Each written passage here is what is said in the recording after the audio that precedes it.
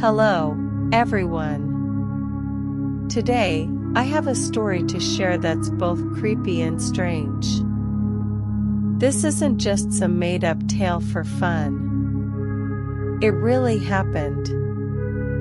It happened to me, to the people around me, and some parts of it might not even be over yet. This story is about a warning my grandmother gave me when I was a child: never go to a funeral when you're pregnant. Back then, my name was Anne, and I was only 7 or 8, running around the village, carefree. When I heard my grandma's words, I didn't think much of them. I just thought, oh, it's probably some old superstition, something elders say to scare kids. But as I grew up, when I experienced it myself, I realized it wasn't just an ordinary warning. There was something hidden in it, something far scarier than I could have ever imagined. And maybe it's still lingering in my life even now.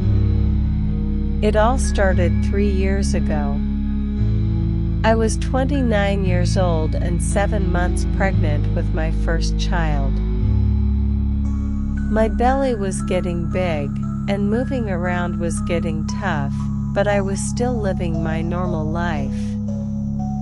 I worked as a kindergarten teacher at a small school in the village and lived with my husband, Joe, in a small wooden house on the outskirts of town. There was a mango tree in front of our house, and life seemed good. Everything felt like it was going smoothly. Until that day, the day my best friend, Knock, called me. Her voice sounded like she'd been crying hard. She said, "Anne, my dad passed away. Can you come to the funeral?" I was shocked. Knock's dad, whom I called Uncle Nation, was a kind man who loved telling funny stories to kids. I remembered how, as children, he used to take Knock and me to pick mangoes behind the temple. He'd laugh loudly and say, "Eat lots, so you'll grow up smart." His sudden passing hit me hard. When Knock called, I froze for a moment. In my head, I could hear my grandmother's voice, "Don't go to a funeral while pregnant." It was so clear, like she was sitting right next to me. I tried to think it through. Why was it forbidden? Why should I be afraid? Was it just an old belief? But deep down, another part of me said I had to go. Knock had been my best friend since primary school. We promised we'd always be there for each other, no matter what. If I didn't go, how could I forgive myself? I sat there, weighing my options, staring at an old photo of my grandma hanging on the wall. In the picture, she was smiling in her traditional sarong, but her eyes seemed to pierce through me, as if warning me of something. In the end, I decided to go. I told myself it would be fine, just a quick visit to pay my respects, hug Knock, tell her, "I'm here for you," and leave. Nothing should happen. I told Joe, and he was worried. He asked, "Anne, are you sure you can go? Your belly's so big now." I smiled and said, "It'll be fine. I'll just be there for a bit." But Joe looked at me strangely, like he sensed there was something I wasn't telling him. I didn't mention my grandma's warning because I was afraid he'd think I was superstitious or try to stop me. So, I got dressed in a long black outfit, threw on a gray shawl, grabbed the car keys, and drove off. The temple I was headed to was called Wat Pho Thong, about half an hour from my house. It's an old temple with a massive banyan tree out front, its roots sticking out of the ground like arms reaching up from the earth. When I was a kid, I used to play around there with Nok. I'd heard adults say the temple was built on an old graveyard, but I never believed it, just stories to scare kids, I thought. When I arrived, it was around 6 p.m. The sky was completely dark, with only the temple's lanterns casting a faint glow. The atmosphere was eerily quiet, almost unsettling, with just the soft chanting of monks drifting from the pavilion and the smell of incense in the air. I parked under the banyan tree, got out, and walked into the temple. Inside the pavilion, there weren't many people, just a few of Uncle Nation's relatives sitting in front of the monks.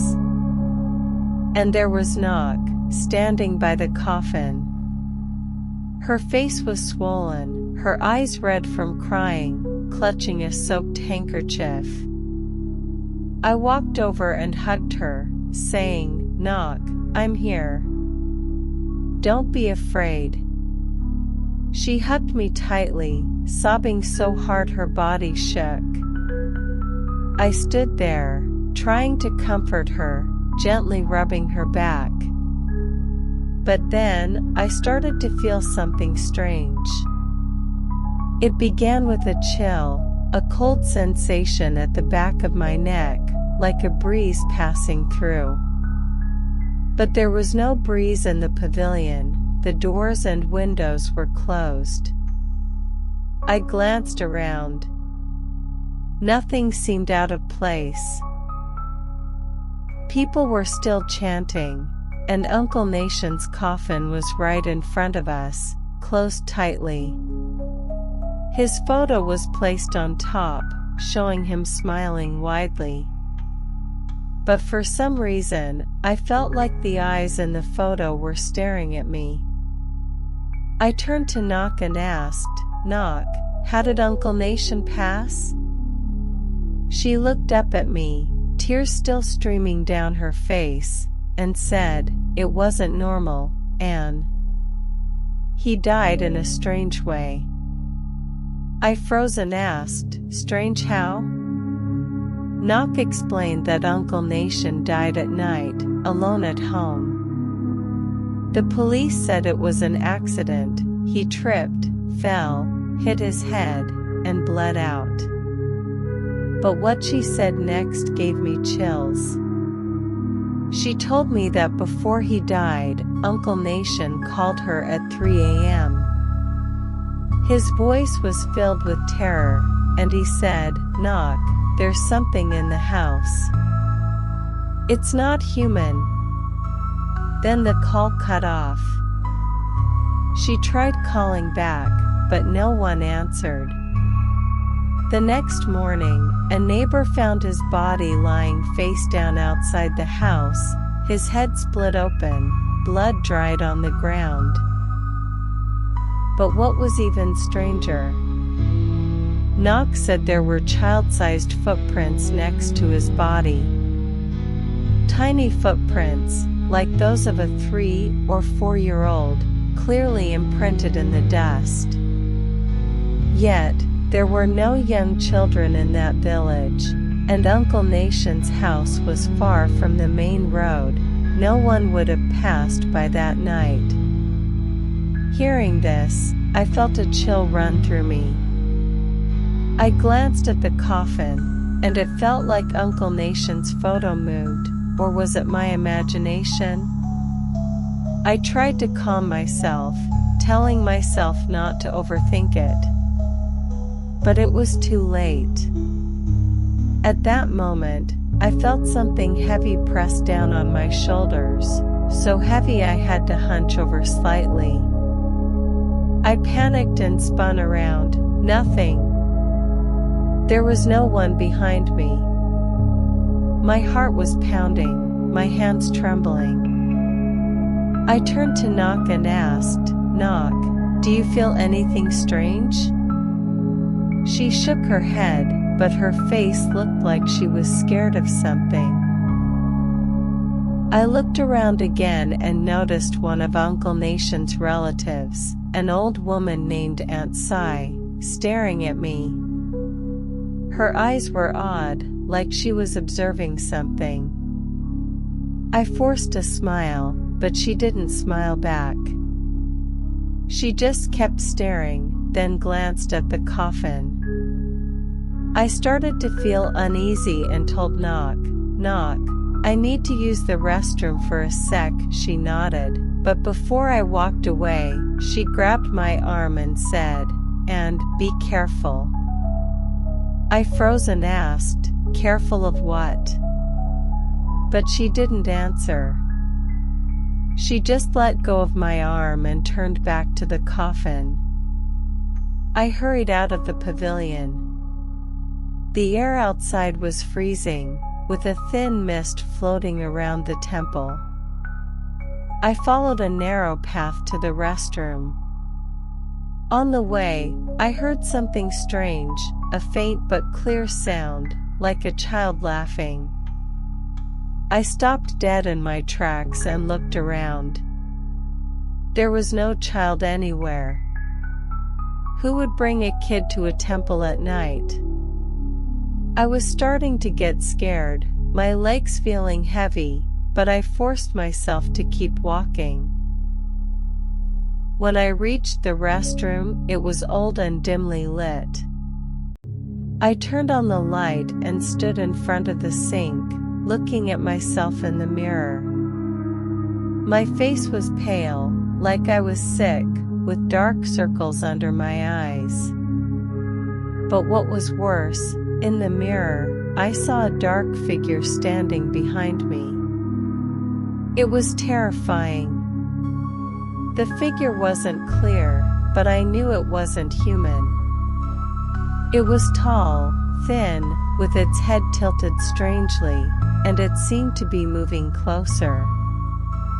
I screamed and spun around. Nothing. There was nothing there. My heart was racing, my hands shaking. I quickly turned on the faucet and splashed cold water on my face, trying to calm down. But then I heard it again, the sound of a child laughing, this time coming from inside the restroom, from one of the stalls. I panicked and ran out, not daring to look back. I decided I was going home right then and there.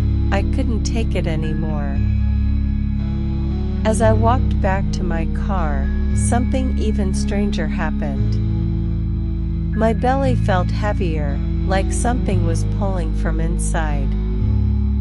I had to stop, clutching my stomach, and crouch down. The baby was kicking hard, so hard it hurt. I was terrified, afraid something was wrong with my baby. I sat there crying, whispering, "Please, my baby, be okay." Then I heard it again, the child's laughter, but this time it seemed to come from my own belly. I freaked out. I scrambled to my feet and ran to my car, my legs shaking. I got in, locked the doors, and drove away from the temple as fast as I could. The whole way home, I was sobbing, terrified of what it could be, wondering if I'd done something wrong. When I got home, Joe saw me crying and rushed over, asking, "And what happened?" I told him everything, the things I saw, the sounds I heard, and my grandma's warning. Joe was quiet for a moment, looking at me with worry and confusion. Then he said, "Tomorrow, we're going to see Mom. She'll know what to do." The next morning, Joe, and I drove to my mom's house, about an hour away. She lives in a wooden house on stilts by a canal. My mom, named Samai, is in her 60s and deeply believes in spirits.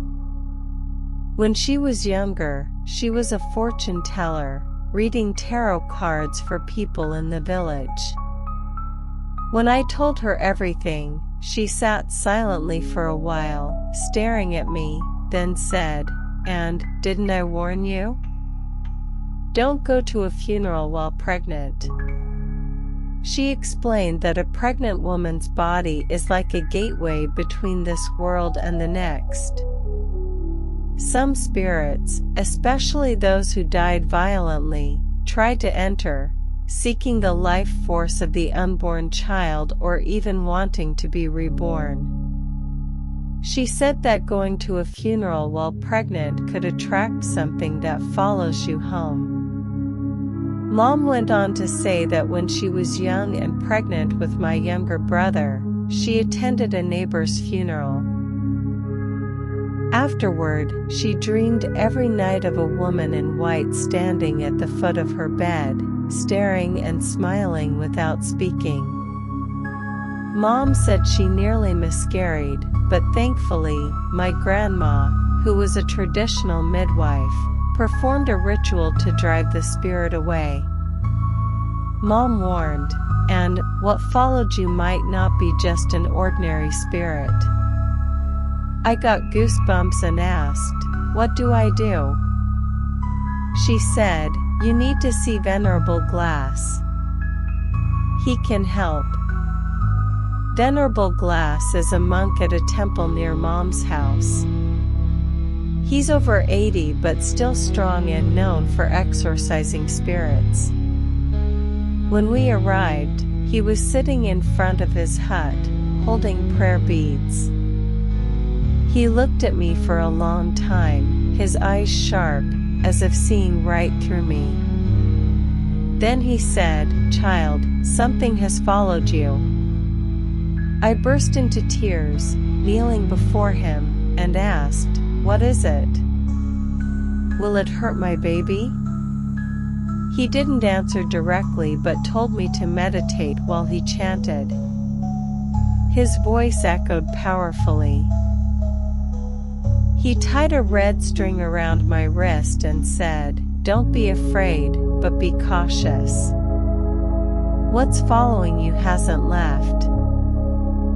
After that day, I had nightmares every night, dreams of a dark figure, a small girl with long hair in a tattered white dress, staring at me from the corner of the room.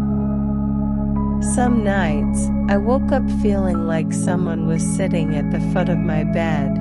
The mattress would sink, but when I looked, there was nothing.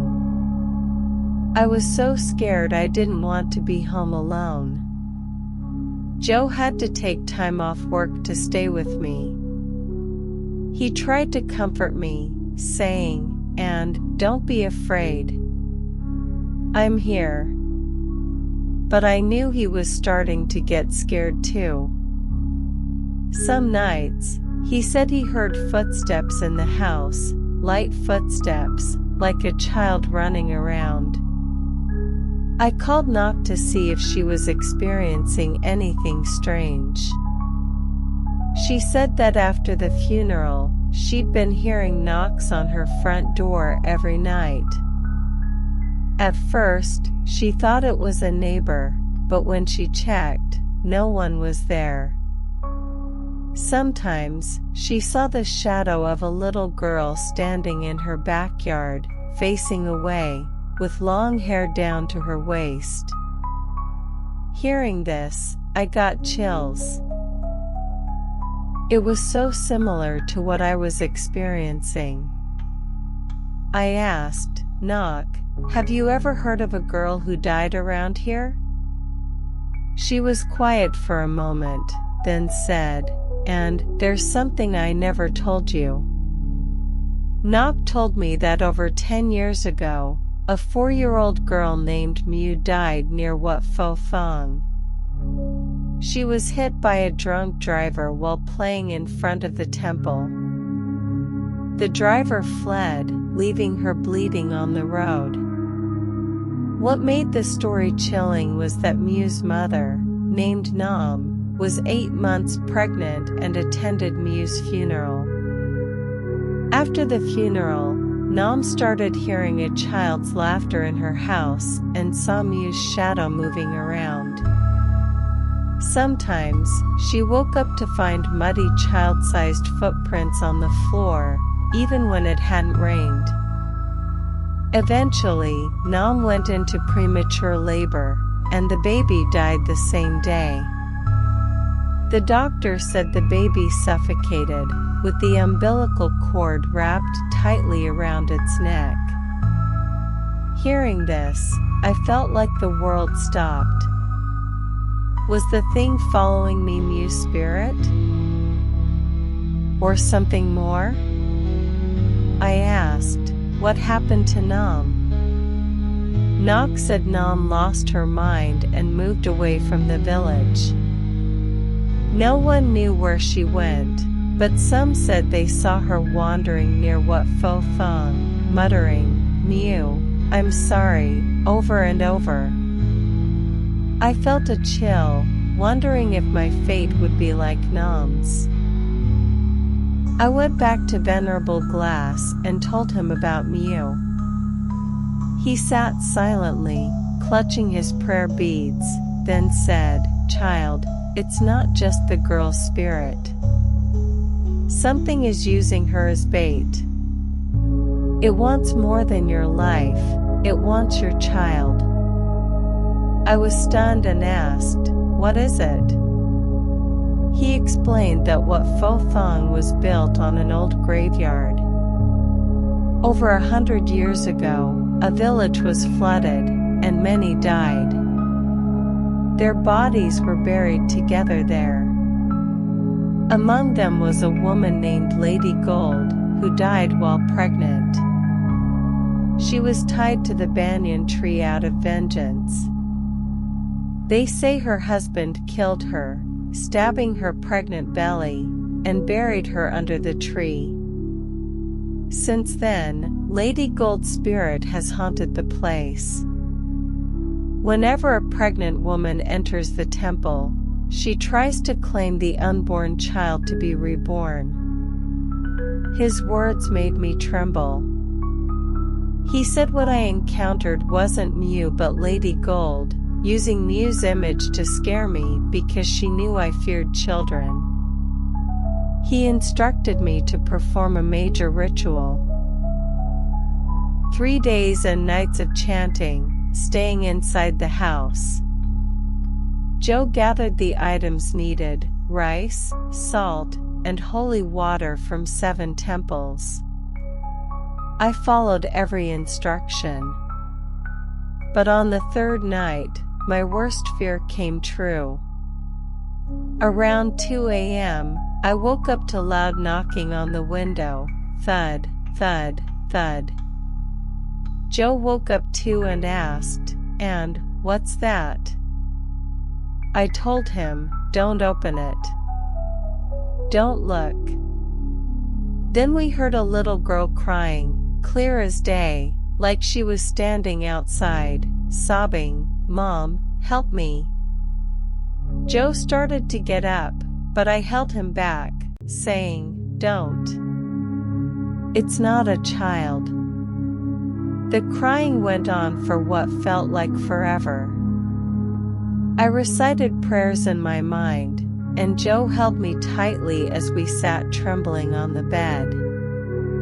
Eventually, the sound stopped. But in the morning, I went outside and saw something that shocked me, small handprints, like a child's, on the window.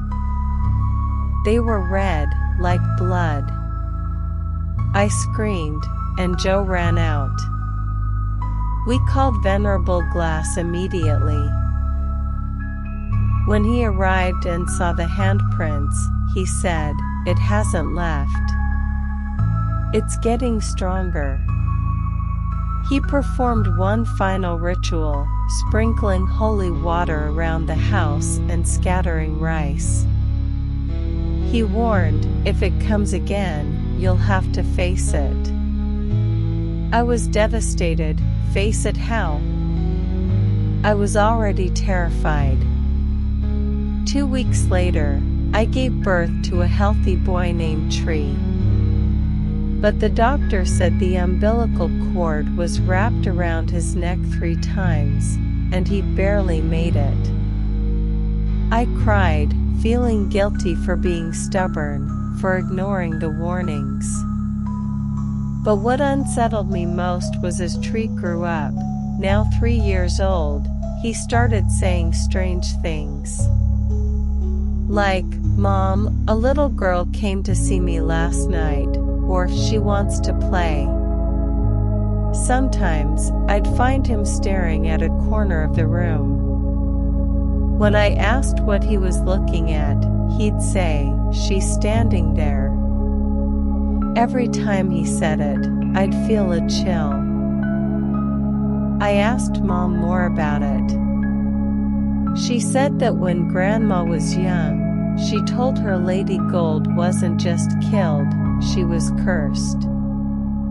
Lady Gold's husband was a shaman who cursed her to be bound to the banyan tree.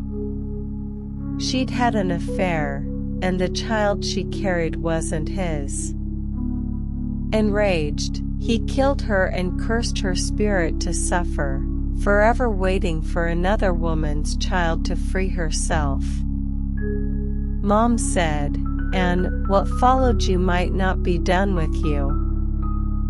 I sought out someone who knew more about Lady Gold, an old woman named Aunt Tip, a descendant of the shaman.